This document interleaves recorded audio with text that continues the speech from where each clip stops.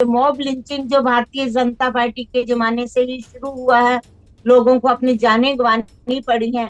ये उसी वही भीड़ तंत्र है ये, जो किसी की परवाह नहीं करता। जब आप उनको खुले आवारा छोड़ दो तो अगर ये हालात आरएसएस ने पैदा ना किए होते तो ये नौबत आती ही नहीं। जब कुकीज और मैथीज एक साथ मिलजुल के रहते थे, नागास के अगेंस्ट मैथीज कुकीज का साथ दे रहे थे, तो ये नौबत तो किसी सूरत में आनी ही नहीं चाहिए थी। सरकार रोकना चाहती तो बिल्कुल रोक सकती थी। छोटा सा राज्य है भाई, कोई बहुत लंबा चौड़ा जियोग्राफिकली इलाका नहीं है जहाँ पे आपको रोकना मुश्किल हो जाए। जहाँ आपने 8-10 तरह की फौज लगा रखी है, तो वहां पे तो ये मुश्किल काम ही नहीं था। अगर आपकी नीयत साफ होती तो लोगों को मरने के लिए छोड़ दिया गया, उनको जानवर समझ लिया आपने, आपके अंदर सारी मानवता खत्म हो गई है। तो उसका परिणाम अब मैं फिर कह रही हूँ कि जैसे जैसे कुछ इंटरनेट चालू होगा, कुछ और लोगों आवागमन और सब चीजें सामान्य होने लगेंगी, तो आप देखिएगा कितने वायलेंस, कितनी स्टोरीज वहां से निकल के आएगी।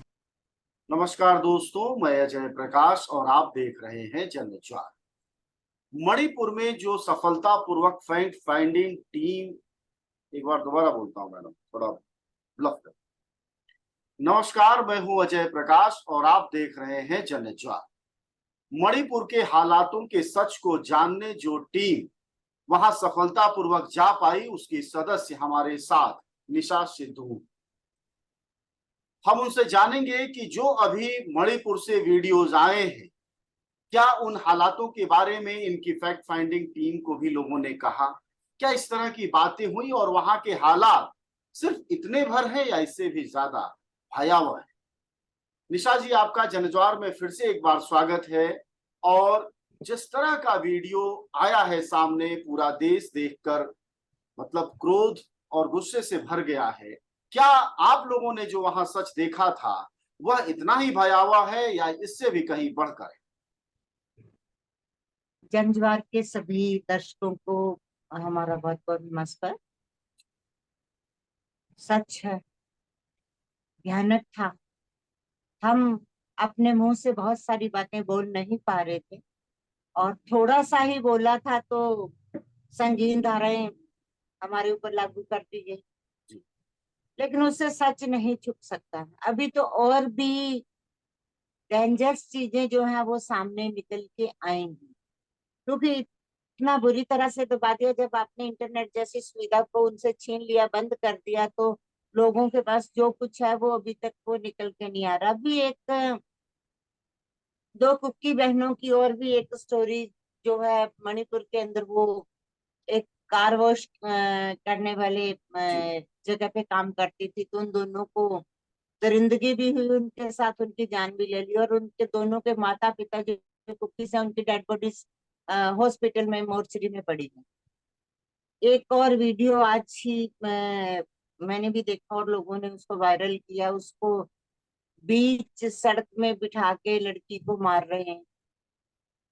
तो मालूम था, अंदाजा था हमका। कुछ कुछ लोगों ने दबी जुबान से भी बोला, कुछ जगह पे खुल के भी बोला, जी। कुछ जगह शर्म है या आड़े आ गई।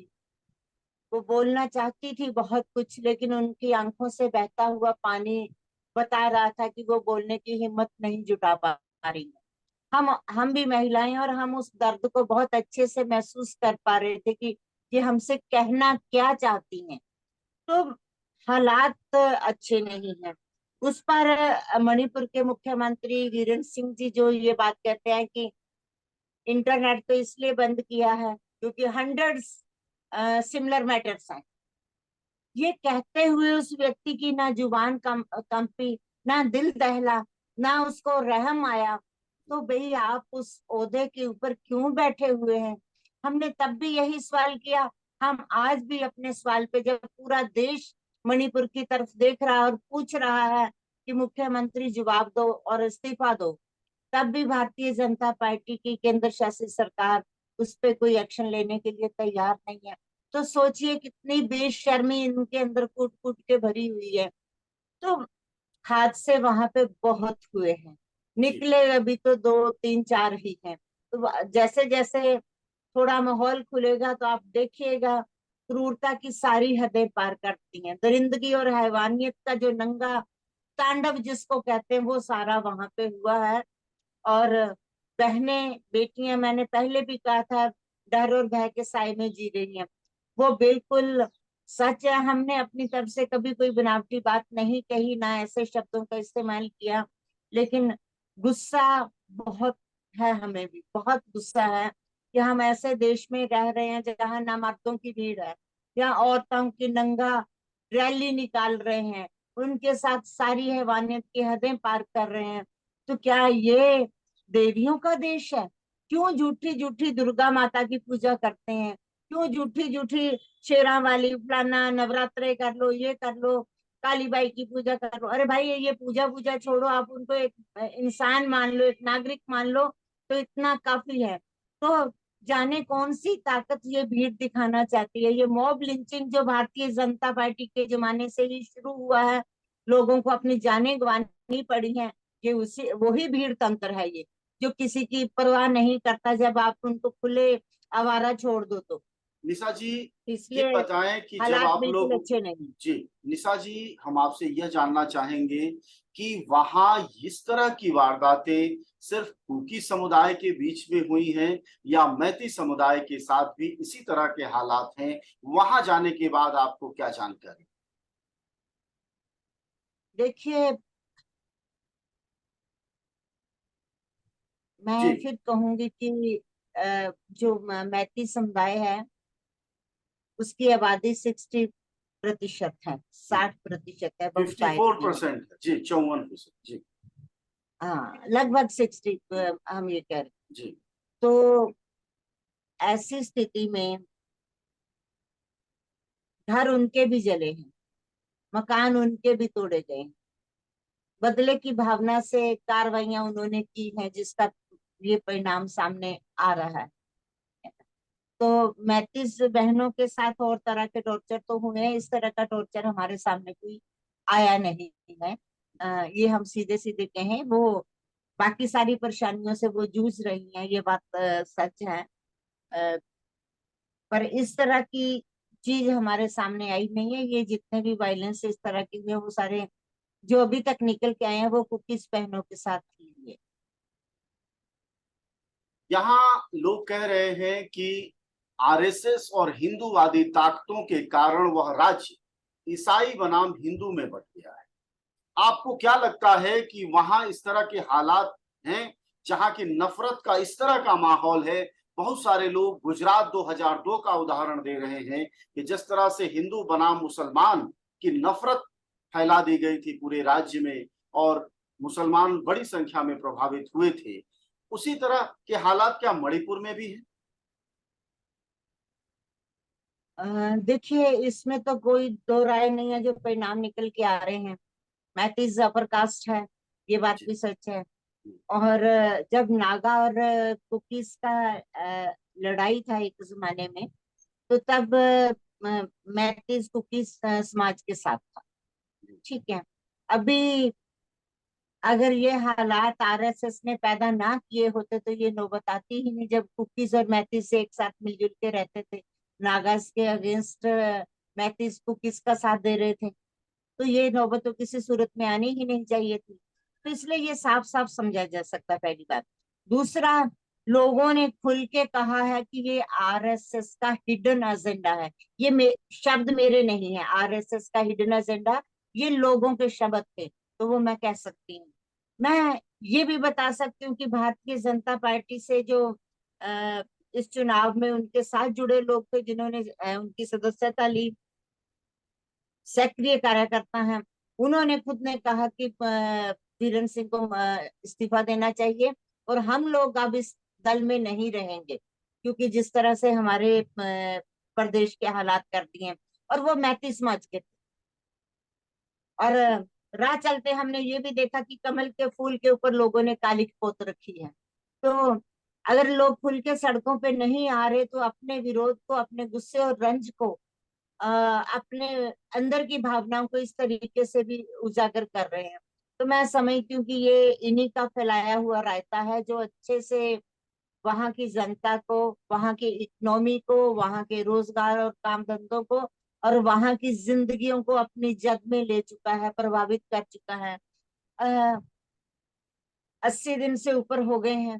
तो जब सारे काम धंधे ही बंद हैं, लोग घरों में बंद होके बैठे हैं, आपका ट्रांसपोर्टेशन बंद है, आप कहीं आ जा नहीं सकते हैं, बाहर निकलते हैं तो गोलियों का डर है कि मौत आपके सिर के ऊपर मंडरा रही है। जो मर गए हैं उनकी डेड बॉडीज हॉस्पिटल में 2-2 महीने से पड़ी है, अभी तक क्रीमेशन नहीं होता है। तो इसको क्या कहेंगे? तो साफ साफ समझ में आता है कि ये बिल्कुल नकारा सरकार है, निकम्मी सरकार है, बिल्कुल फेलियर है, नागरिकों की सुरक्षा नहीं कर पा रही है, उनको सुरक्षा देने में नाकामयाब रही है। तो ऐसे लोगों को अपने ओहदे पे बने रहने का कोई हक नहीं है। क्या लेकिन देख रहे हैं, निशा क्या जी, वो आप चाहते हैं? जब वहां उस राज्य में थी और अन्य सदस्यों के साथ थी, तो मणिपुर विशेष दर्जे वाला राज्य है। वहां मुख्यमंत्री के हाथ में बहुत सारे अधिकार नहीं है। दूसरी बात कि जब से 3 के बाद बवाल हुआ है, वैसे ही अधिकार न्यूनतम रह गए। राज्य में पुलिस है नहीं काम की, हथियार बांट दिए गए हैं। ये सारी बातें आप लोगों के और दूसरे लोगों के जरिए हम सब जानते हैं। तो सवाल यह है कि क्या राज्य में गुस्सा एन बीरेन सिंह के खिलाफ है, या फिर प्रधानमंत्री मोदी और अमित शाह की गलत नीतियों के खिलाफ भी है, जिसको लोग कह रहे हैं कि हम भुगत रहे हैं, जो आप कह रही हैं कि काला कर दिया गया था कमल का फूल। देखिए, लोग दोनों तरह की बातें करते हैं। वीरेंद्र सिंह के खिलाफ तो है ही जी। कि इस्तीफा दे दे, वो उस पद पे रहने के काबिल नहीं है।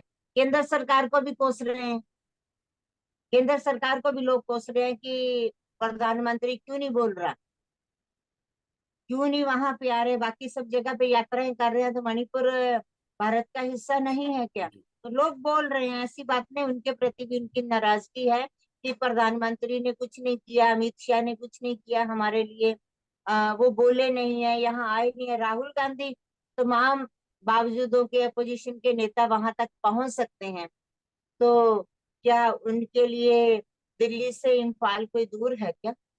क्या जी। उनको दोनों समुदायों के प्रतिनिधियों को बुला के बातचीत नहीं करनी चाहिए? या गृह युद्ध जो वहां पे चल रहा है उसको बढ़ते देना चाहिए? या उसका हल ये ढूंढ लिया कि आप हथियार बांट दो? तो ये सारी चीजें जो है इस तरफ की इशारा कर रही हैं। लोग अभी तो जितने ज्यादा दिन बीतेंगे उतना ज्यादा गुस्सा और आक्रोश बढ़ता जाएगा, अभी भी तो लोग कोई तो खुश आपको नहीं है। लगता है कि आप लोगों ने जो कहा कि मणिपुर में स्टेट स्पॉन्सर्ड वायलेंस हुआ है, राज्य संरक्षित हिंसा हुई है, अब जो घटनाएं आ रही हैं, आप लोगों के कहे पर मुहर लग रही है? तो देखिए, ये तो जग जाहिर है, हमने 1 जुलाई को इम्फाल के अंदर प्रेस क्लब में प्रेस वार्ता करते हुए ये सब बातें कही थी। जी। हमने 3 जुलाई को दिल्ली में आकर ये बातें प्रेस मीडिया के सामने रखी थी, प्रेस नोट रिलीज किया था, उसमें भी ये स्टेट स्पॉन्सर्ड वायलेंस हमने कहा था, जी। खुलकर कहा था। और जो कहा था वो अब सबके सामने है। तो जी। सरकार रोकना चाहती तो बिल्कुल रोक सकती थी। छोटा सा राज्य है भाई, कोई बहुत लंबा चौड़ा जियोग्राफिकली इलाका नहीं है जहाँ पे आपको रोकना मुश्किल हो जाए, जहाँ आपने 8-10 तरह की फौज लगा रखी है। तो जी। वहां पे तो ये मुश्किल काम ही नहीं था, अगर आपकी नीयत साफ होती तो। लोगों को मरने के लिए छोड़ दिया गया, उनको जानवर समझ लिया आपने, आपके अंदर सारी मानवता खत्म हो गई है। तो उसका परिणाम अब मैं फिर कह रही हूँ कि जैसे जैसे कुछ इंटरनेट चालू होगा, कुछ और लोगों आवागमन और सब चीजें सामान्य होने लगेंगी, तो आप देखिएगा कितने वायलेंस, कितनी स्टोरीज वहां से निकल के आएगी।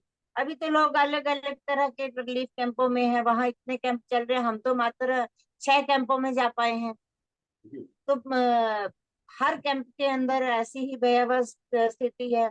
तो वहां कैंप के अंदर तो वो लोग हैं ना जिनका सब कुछ खत्म हो गया, जो अपने घरों तक लौट नहीं पा रहे हैं क्योंकि उनके घर जल गए या तोड़ दिए गए या उनके परिवारजन मार दिए गए। तो जो मरे हैं तो वो उन्हीं के प्रियजन है ना, जो घर से बेघर हो गए हैं।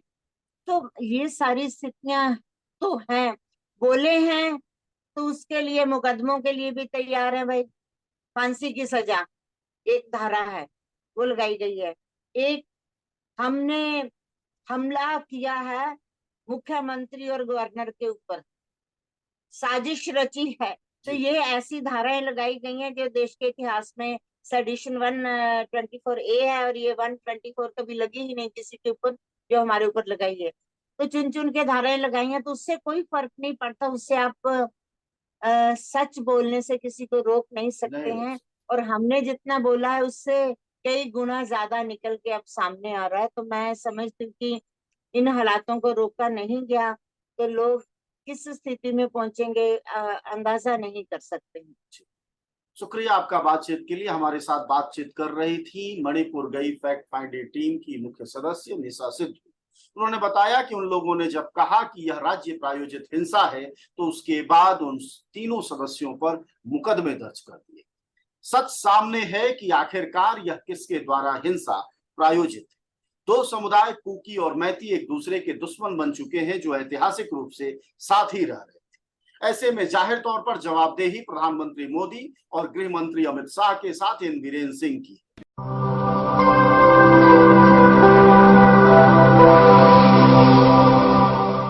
जन ज्वार, जनता की मीडिया।